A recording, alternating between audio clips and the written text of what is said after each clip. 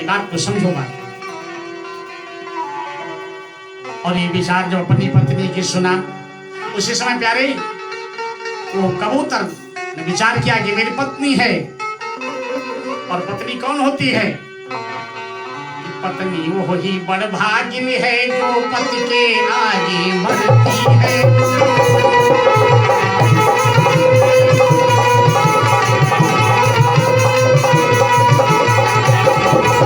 सारा संसार ये कहता है वो भवसागर से तरती है।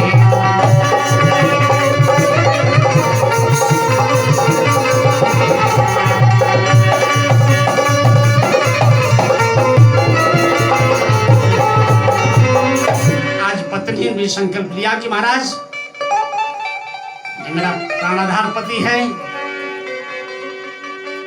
और कबूतर ने विचार किया, अब पत्नी के इस भाव को देख करके महाराज आज कबूतर जिस वृक्ष पर बैठा था आज उसके डाली के नीचे उतर आता है। अस कही उतर्यो वृक्ष ते गयो बधिक की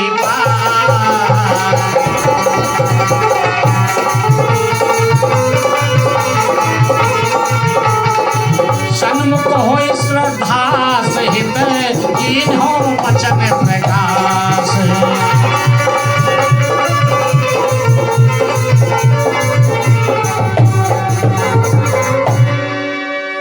आज कबूतर बड़े भाव के साथ में वृक्ष के नीचे आए महाराज और उसी बधिक के चरणों में गिर पड़ा। बधिक के चरणों में गिरने के बाद में प्रणाम किया महाराज। और यही लीला देख करके आज उस हत्यारे बधिक का हृदय द्रवित हो गया कि ये पशु पक्षियों में अपने धर्म के प्रति कितनी आस्था है और हम कितने दुष्ट पापी मानव हैं। हम अपने धर्म से विचलित हो रहे हैं। कि सुनी की रात बोला असबानी हो राम राम।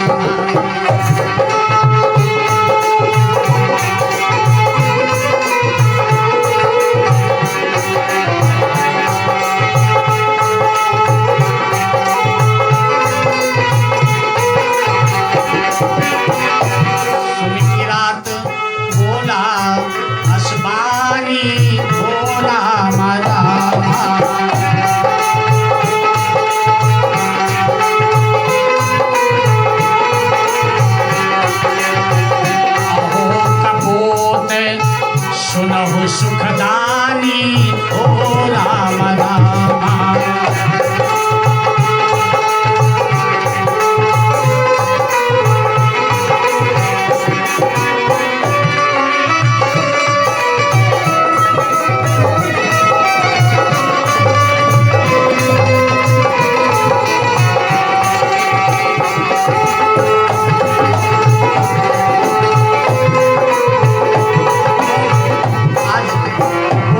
कहने लगा, हे भैया मो कहु सीत सतायो भारी।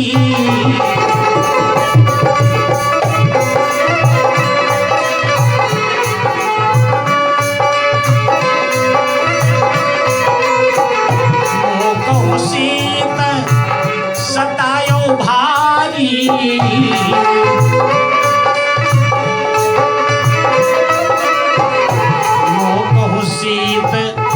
सतायो भारी हो राम राम।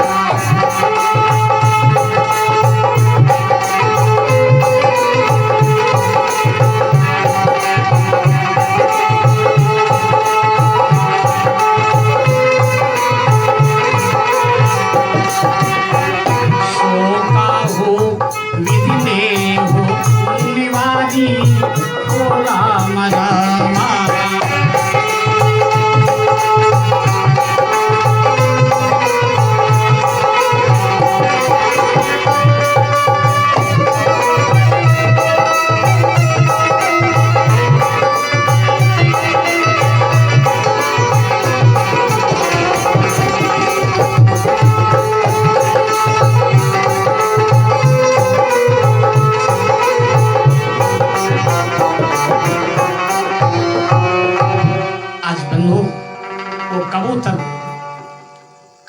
के भाव को देख करके, उसके धर्म को देख करके बहेलिया लज्जित हो गया और लज्जित हो करके उसी बधिक के सामने गिड़गिड़ाने लगा, हाथ जोड़ने लगा। भैया पहले आप मेरे इस कष्ट को दूर करो। क्या है कष्ट? कि मेरे शीत से पूरा शरीर कांप रहा है, इसलिए मेरे इस शीत को, जाड़े को दूर करो। उस कबूतर ने कहा, मेरे शरणागत तुम, और धर्म होता है शरणागत की रक्षा करना, ये धर्म होता है। उस कबूतर ने प्यारे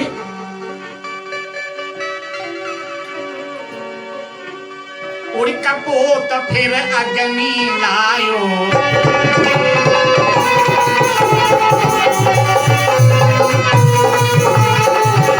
कपोत फिर अग्नि लायो, डारिता में है जारो।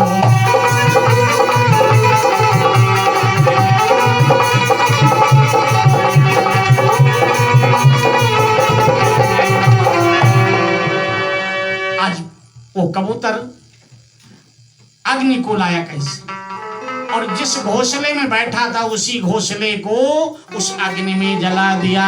और सच्चिदानंद भगवान की जब जल गई, अग्नि का प्रज्वलन हो गया महाराज। जब चेतना हुई तो उस बहेलिया के मन में फिर कुभाव जगा, क्योंकि थोड़ा सा शरीर काम करने लगा। तभी तो संतों ने, विद्वानों ने कहा है कि दुख में सुमिरन सब करे, सुख में करत न कोई।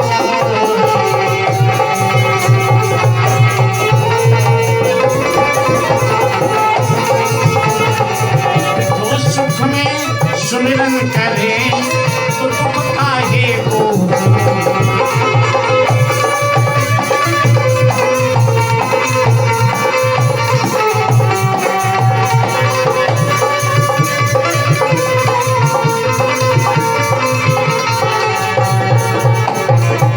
उस कष्ट में तो बहेलिया उस कबूतर से हमदर्दी जता रहा था महाराज। लेकिन जैसे ही चेतना जागृत हुई, उस बहेलिया का जाड़ा दूर हुआ। अब उसके मन में फिर को विचार आने लगा। उस कबूतर ने विचार किया कि मेरी पत्नी कबूतरी को तो बंद की है जाल में महाराज, इसके तो प्राण जा ही रहे हैं, तो पत्नी के बिना मेरा जीवन अधूरा है। इसलिए कबूतर ने क्या किया,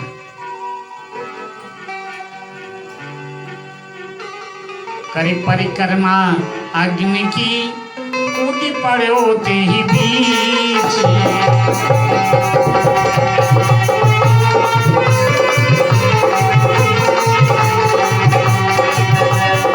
इस कौतुक को देख के कियो बधिक सिर नीचे।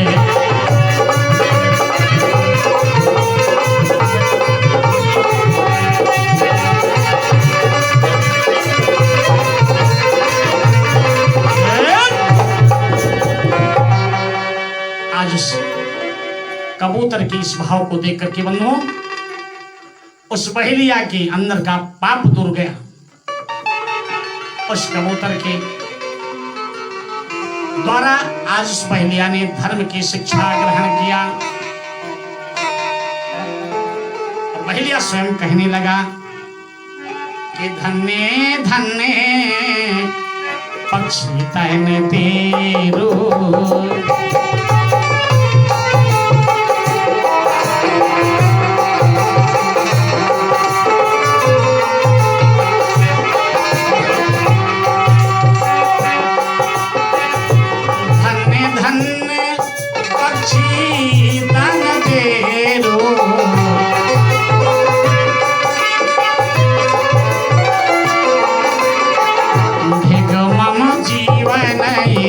मानुष की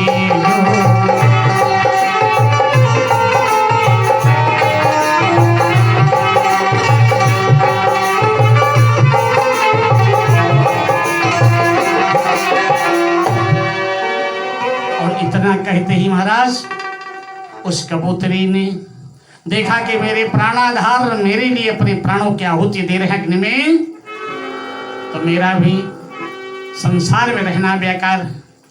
और जाल को फाड़ करके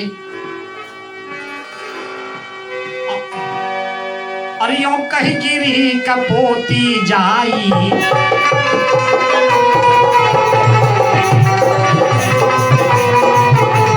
यो कही गिरी कपोती जाई,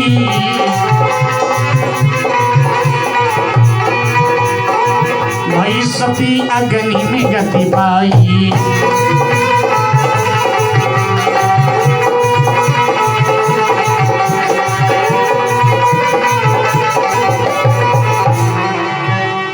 महाराज इस धर्म की भावना को देख करके उस बधिक के हृदय में धर्म का बीज जागृत हो जाता है। धर्म जग गया मन में और उधर उस कबूतरी के लिए भगवान स्वयं विमान लेकर आते हैं।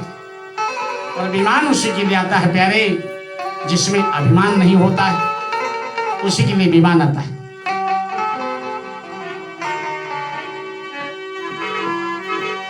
नारी पुरुष दो चढ़े विमाना, नारी पुरुष दो चढ़े विमाना, गण ले उड़े व गगन मन जाना।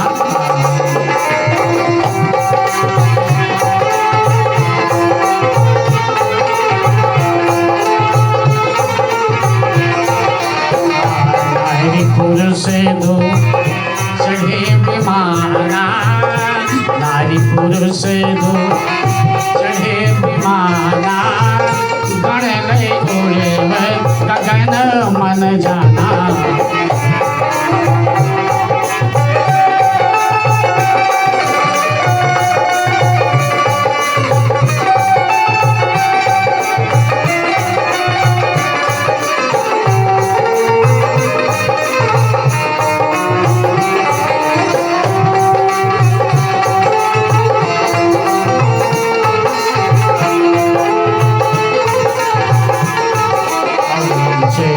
देव कहत सब जाजी, जय जय देव कहन सब जाजी, लोक देवर में राख हो जाई।